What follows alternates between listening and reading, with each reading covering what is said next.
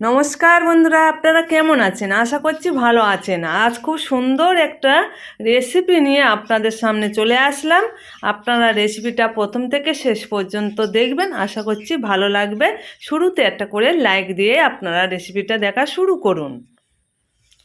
আজ এটা কি বলেন তো? মান মান কচু বলে আমাদের এখানে। আপনাদের ওখানে কি বলে আমাকে জানিয়ে দিও। মানটা খুব সুন্দর করে কেটে নিয়েছি। অনেকে বলে মান খেলে গলা ধরে, ওই জন্য এইভাবে আপনারা রান্না করবেন, গলা ধরবে না। মানগুলো খুব সুন্দর করে হালকা করে কাটতে হবে। আর লবণ দিয়ে প্রায় 10 মিনিট আমি ঢাকা দিয়ে রেখে দেব। দেখুন, লবণটা দিয়ে খুব সুন্দর করে মাখিয়ে নিলাম, আপনারা নিশ্চয়ই দেখতে পেয়েছেন। এবারে আমি মাছেতে লবণ হলুদ মাখিয়ে নেব। আর বাড়িতে লোক কম আছে, তাই আমি মাছের পিসটা কম নিয়েছি, অল্প মাছ নিয়েছি। আর একটা মাথা নিয়েছি আর দুটো গাঁথা নিয়েছি। লবণ আর হলুদ দিয়ে খুব সুন্দর করে মাখিয়ে নেব। আর আমাদের গ্রামের দিকে অনেকেই এইভাবে রান্না করে, আমার মারা রান্না করে দেখেছি, তাই ঠিক সেইভাবে রান্না করলাম।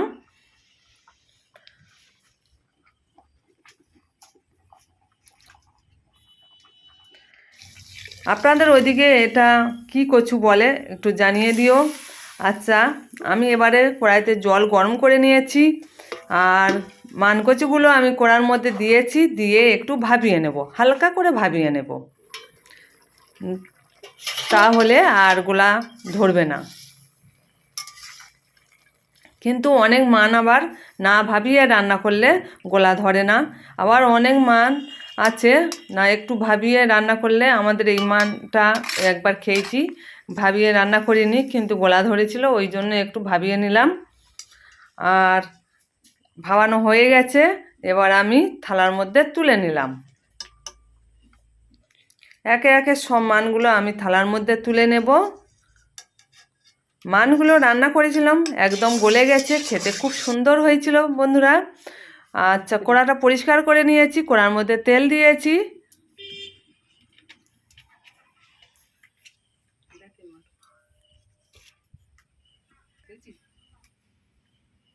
বন্ধুরা, তেলটা গরম হয়ে গেছে। আমাদের এখানে মাটির উনানে রান্না করছি বন্ধুরা। আর কড়াটা এর আগে তরকারি করেছি, তাই কড়াটা একটু গায়ে লেগে গেছে। মাছের মাথাটাই এইভাবে আমি দেব। আর এইভাবে একটু মাছের মাথাটা উল্টে পাল্টে ভাজা করলে খেতে ভালো লাগে, নইলে মাছের মাথার মধ্যে একটু কাঁচা রয়ে যায়। উল্টে পাল্টে মাছগুলো আমি খুব সুন্দর করে ভেজে নিয়েছি। এত কম মাছ আমি কোনোদিন রান্না করিনি, তাই একটু কম কম দেখতে হচ্ছে। আপনারা জানেন তো আমি একটু বেশি বেশি রান্না করতে ভালোবাসি। দেখুন, 2 পিস আর একটা মাথা 3 পিস মাছ রান্না করছি, আর জানো কেমন লাগছে।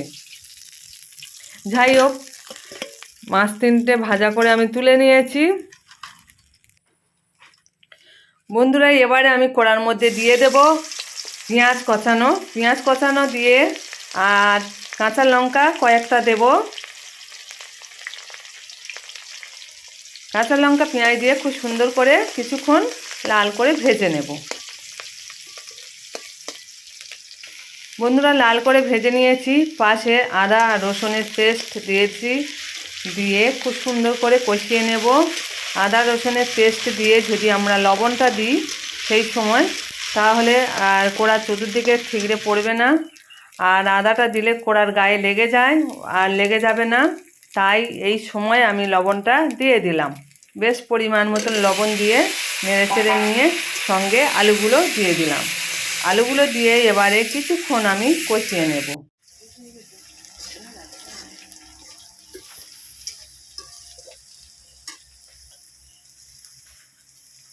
বন্ধুরা। খুব সুন্দর করে কষিয়ে নিয়েছি।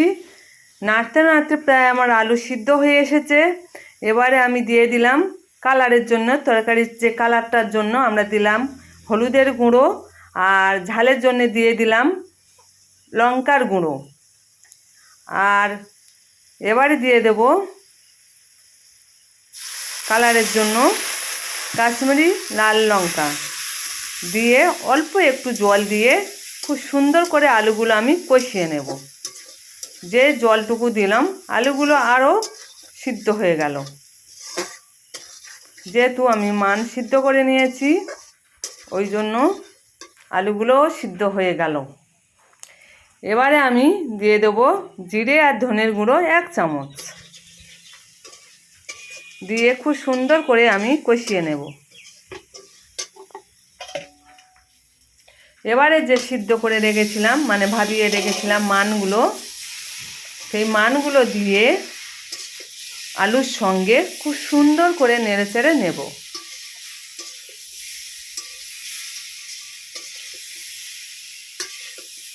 বন্ধুরা এইভাবে তরকারিটা আমি রান্না করেছিলাম, ব্যাপক খেতে লেগেছে, খুব সুন্দর টেস্ট এসেছে, অসাধারণ, একদম গলা ধরেনি বন্ধুরা, খুব সুন্দর হয়েছিল।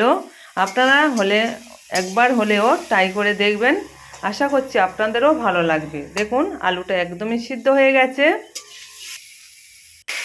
এবার আমি দিয়ে দেবো পরিমাণ মতন জল, আর আপনারা যদি গরম জল ব্যবহার করতে পারেন খুব খুব খুব ভালো হয়, তরকারির টেস্ট বেড়ে যায়।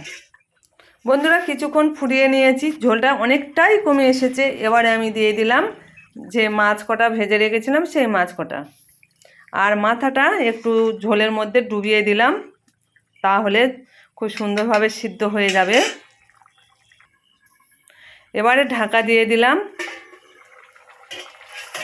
ঢাকনা খুলে এবারে নেড়ে চেড়ে দেবো একটু।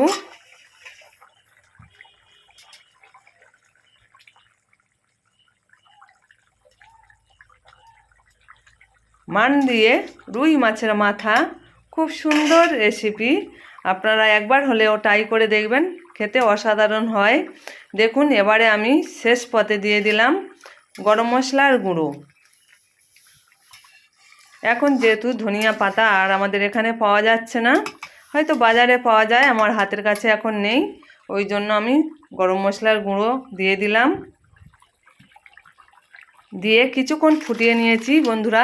এবারে আমার রেসিপিটা রেডি হয়ে গেছে, একটা গামলার মধ্যে ঢেলে নিলাম। এবারে এতক্ষণ ধরে ধৈর্য সহকারে যেসব বন্ধুরা আমার ভিডিওটা দেখেছেন সবাইকে বলছি, লাইকটা দিয়েছেন তো? লাইকটা যারা ভুলে গেছেন লাইকটা দিয়ে দিন, আর নতুন বন্ধুরা সাবস্ক্রাইব করে আমার পাশে থাকবেন। আর নতুন বন্ধু পুরাতন বন্ধু সবাইকে ভালোবাসা জানিয়ে আমি এখানে বিদায় নিলাম। সবাই ভালো থাকবে, টাটা।